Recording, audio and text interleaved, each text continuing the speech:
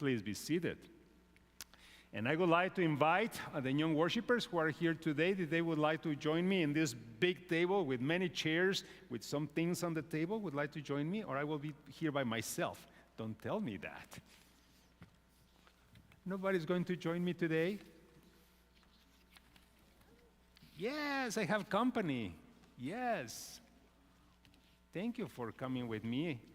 No, we have more chairs. This is for the prophet and for Elijah and for his friends, probably. Yeah, well, welcome, Mia. Come here. Very good. Well, how are you today? You are good? Are you excited today? It's a special day today, right? You see many things different here at church today, right? You can see around, and we will be talking about everything that you see around today.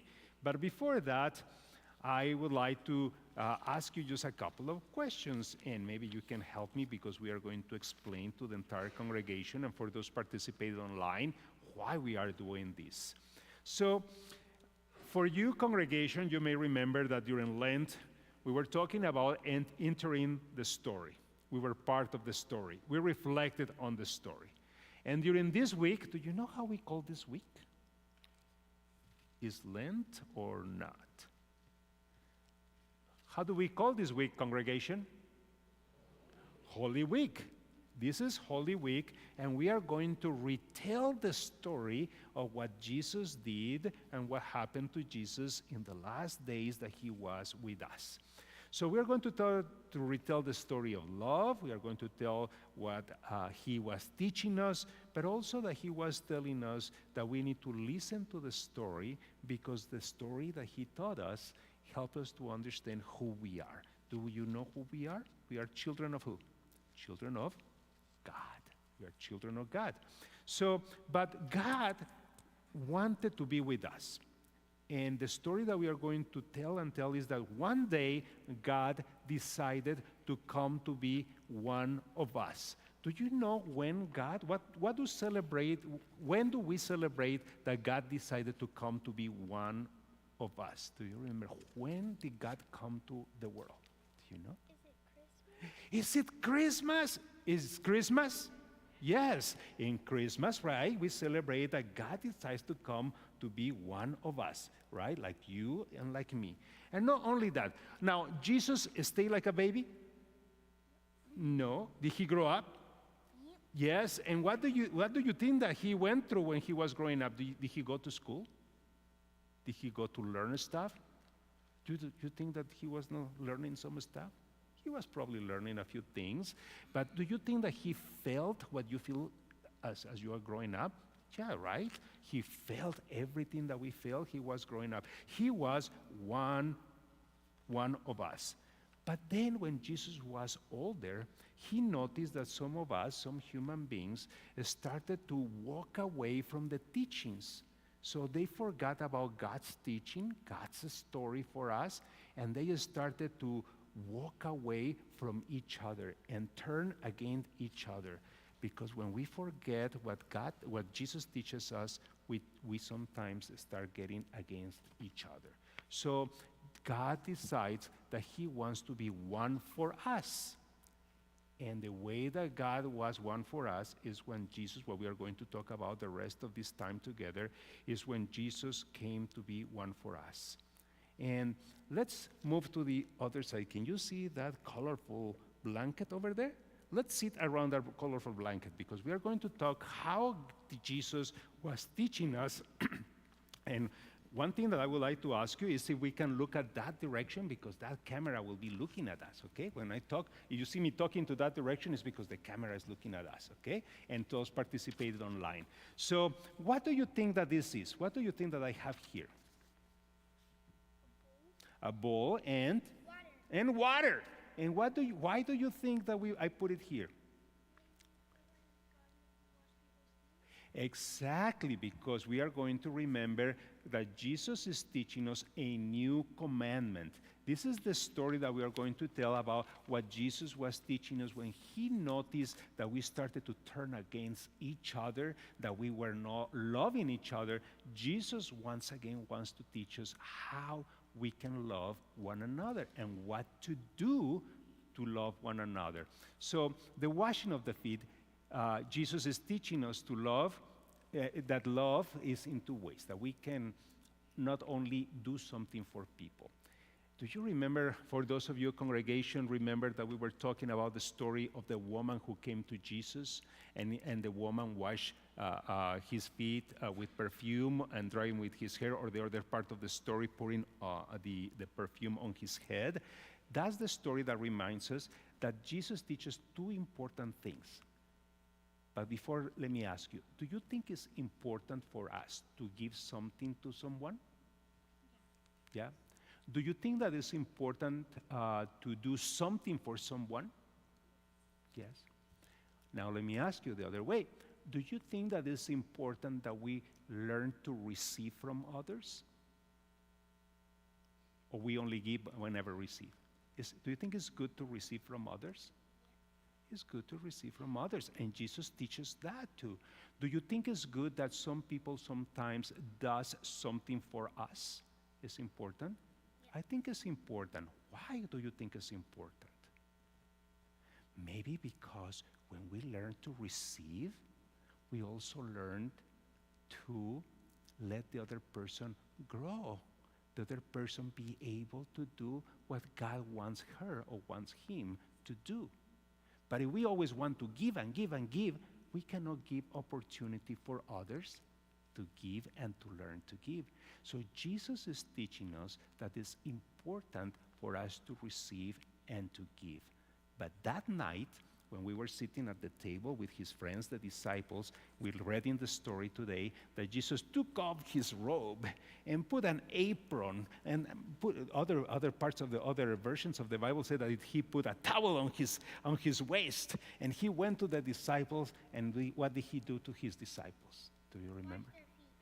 He washed the feet of the disciples. Now, do you think that he washed the feet of the disciples that he liked only, the ones that he got along with? No? You think that he got along with everyone? No. Maybe no. Maybe some of them were cranky sometimes, right? Right? Some of the disciples. Are any cranky disciples here, by the way? No? Oh, there are some in the back there. Okay. So yeah, Jesus is teaching us that he is going to wash the feet of every single person. And in the story tells us that there was one disciple that he was going to do something to Jesus. Do you remember what the story says?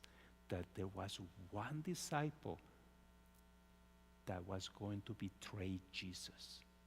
That disciple was going to tell the Roman soldiers and other like the police at that time, where Jesus was. If you had a friend like that, would you be willing to wash his feet? It will be hard, right? It's like, I want to do it, but really I want to do it? He's kind of, But what did Jesus teaches? That we need to learn to love even the people that sometimes we don't get along with, right? So Jesus teaches the feet. He washes the feet of the disciples and teaches one new commandment. The way today is we are celebrating, Pastor Jenna was saying that we are celebrating 3 days. Remember what days those are? Thursday, Maundy Thursday, Good Friday, and Easter. Before Easter? What day is before Sunday? Saturday. So what is that? Holy Saturday, right?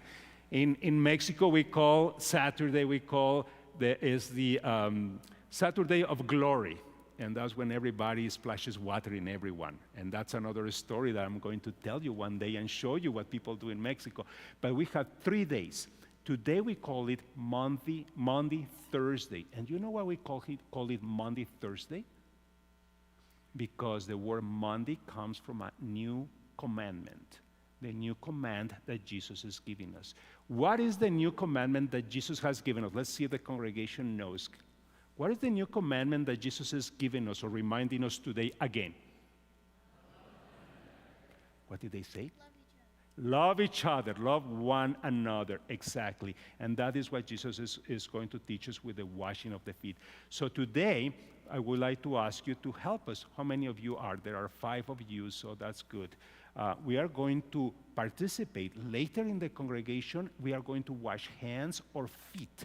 And maybe your parents or you would like to come to have your feet washed and practice what Jesus is teaching us. You can see 5 little basins here with towels, and we are going to help to prepare the stations to do that tonight at church. So I'm going to give you 1 basin to each one of you, and you are going, can you see that the station there? 1. There is another station here, 2, and there are 2 stations in the back, and Pastor Jenna is just making a station right now.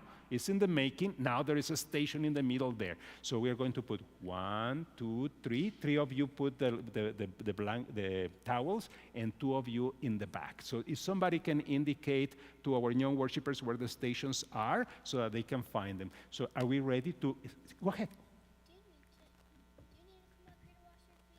If you want, if you would like to, yes. If not, that is fine. It's okay too. Okay? Yeah? So are we ready to help to prepare the church to wash feet? Okay, let's do it.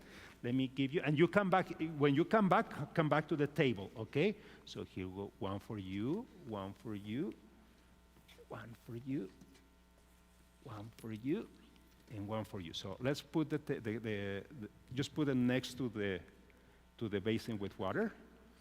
Just go, 1 of you go there, and 2 of you go on the back. Can you see the hands there of Kelly and in the back? Can you see them? Mia, can you see them in the back there? And you come back to the table, and we are going to conclude.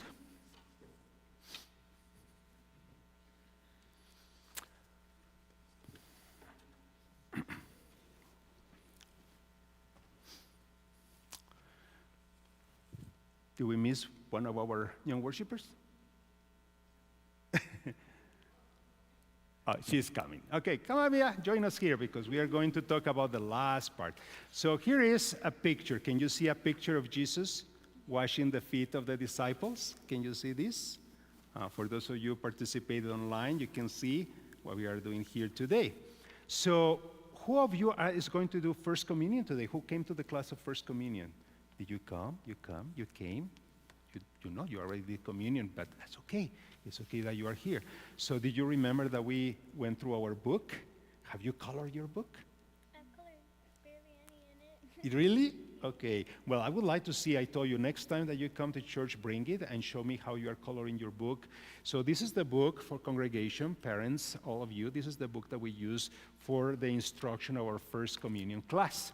In the First Communion class, we learn a few things. And one of the things that we learn is that today, our young worshipers and we, as Jesus was taught us on Maundy Thursday, we are going to celebrate the sacrament of Holy Communion. It is, if you remember, what did we say that communion is? Is when we receive what? Bread and wine, right? And we said that, is this regular bread? No. What kind of bread is this? Do you remember? See, the congregation knows. Normally, what kind of bread do we eat for communion? Unleavened bread. Remember that we said that it is not the kind of bread that gets really fluffy. It's flat because we were talking about the story, right? That the Israelites didn't have time to leaven the bread, so they were more like tortillas, that hard tortillas, the dry tortillas that they were eating in the desert, right? Must have been really thirsty at that time. So they were in a hurry. They put all together, and that's why we use this kind of bread. We also remember, we were talking about that Jesus is in the bread. Is Jesus in the wine? Yeah. How, did we say that Jesus is only with us, or Jesus is with the entire community? With all the community, right? Remember the position? Remember how Jesus in the table, the picture that we saw, is opening his arms like this to remind us of the community? Well, let me ask, maybe tell you a couple of things I didn't tell you that time, and maybe the congregation knows, or maybe do not. Maybe the congregation doesn't know, and we need to teach them too. See, let's try.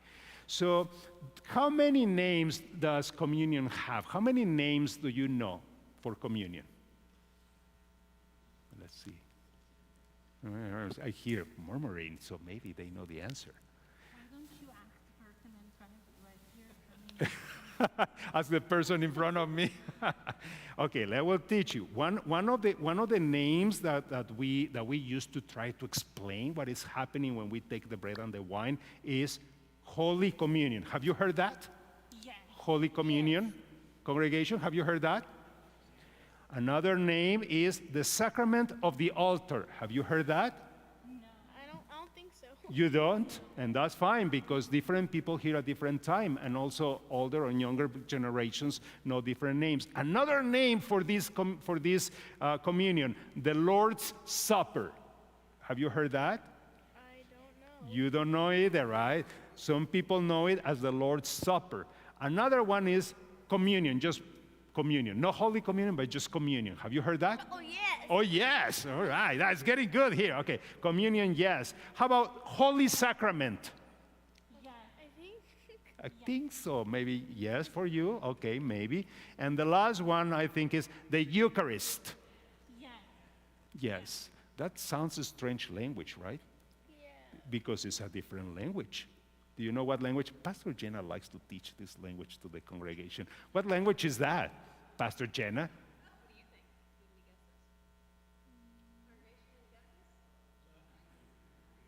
Latin, Spanish, Greek. What is that? I heard somebody said it. Say that aloud again. Greek. It's in Greek. And Eucharist means thanksgiving, to give thanks. So when we come to take communion, Jesus is teaching us, can you see like in the picture when the community is together here? When we come together, we give thanks to God because God came to be for us in Jesus. And that is what we're going to celebrate together. Those of you who were in the first communion class, you made this bread. They made this bread. And tonight, we are going to eat the bread that you made. So thanks be to God because Jesus is in you, working in you to provide for the congregation. And finally, what I will say for you as you are here with me is, as you take communion today, as you come and receive communion today, that means that you are also going to receive the Spirit to remind you that God has said yes to you. Yes, you are my child. Yes, you are my child. Yes, you are my child. Yes, you are my child. Yes, you are my child. When Jesus says, do this in remembrance of me, it's not only about eating the bread and drinking the wine.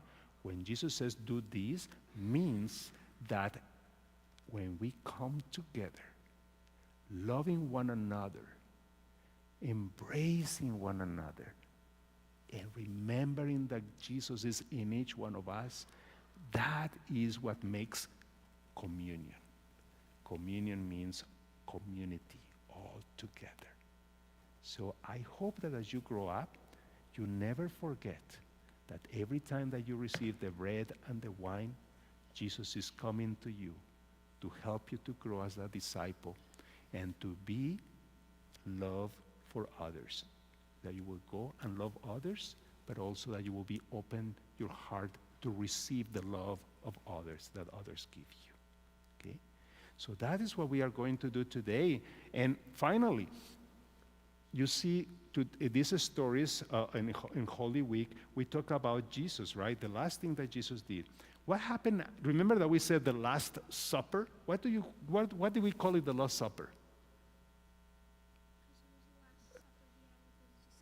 Exactly, because that was the Last Supper that he had with his disciples. What happened after that? Remember the story?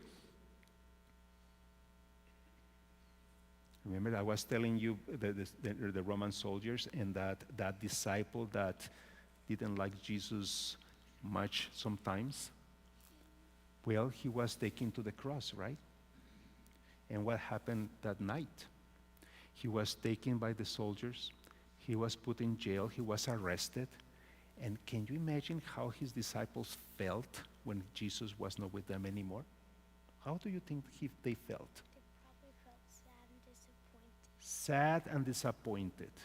Maybe even confused why he went to jail. Exactly, maybe confused on why he went to jail. That's right. And sometimes we forget that that happened to Jesus. So today at church, here today, we are going to remove everything that reminds us Jesus. What do you think that reminds us Jesus here in the church? Look around. What reminds you Jesus here? The cross. The cross. The ginormous cross that we have there, yes. The crosses in here. All the crosses around here. What else? What else do you think reminds us Jesus? The what? The palms, exactly. Remember when he went on the donkey and they were singing Hosanna? Well, there's a lot of candles. Lot of candles. But why candles? How candles reminded Jesus? Why? Because they get lit every single service, and Michelle and I do not know the other. Donovan, yeah. Exactly. The candles reminds us the light of Jesus. So what we are going to do later, and those of you who are doing First Communion today and your families, you are going to be invited to come here and you are going to continue to help in this service. We are going to give you everything that you see here, and we are going to receive it in our hands, and then we are going to go out and the lights will go down here and it will get dark, and then there is nothing, almost nothing here that can remind us Jesus, so that we can think and remember how the disciples maybe felt and how you and I would feel if Jesus was not with us every day in our lives. So that's what we are going to do later today. When we call you, you come with your families of our First Communion students, young worshipers. You will gather here. We will pass all the items that reminds us Jesus here in the sanctuary. Once everybody has it in your hands, John Judd will lead us and we will process out with those items. The lights will go down and we will be here for reflection in the darkness and thinking about the story that, as Cecilia reminds us today, from that day when God came and broke into the world to be with us as a child, the same child that we see as the Prince of Peace, the child that is always bringing joy to us, is the same child that tomorrow we'll remember was taken to the cross for us. And for that, you and I have life eternal. So just let me conclude with these few words. In today's Eucharist, in today's washing of one another's feet, in the symbolic stripping of the altar, in sharing the agape fellowship today, we testify, we witness to God's incomprehensible love for us, even though we feel so unworthy sometimes. But we also testify and we witness to our faith, to our acceptance of that great love, by letting ourselves receive love from one another. I have laid down a pattern for you, said Jesus. Let me give you a new command. Love one another in the same way I loved you. You love one another. Everyone will recognize that you are my disciples when they see what? That you love one another. Amen. Okay, let's go back to our seats, and then we will see you later. Thank you.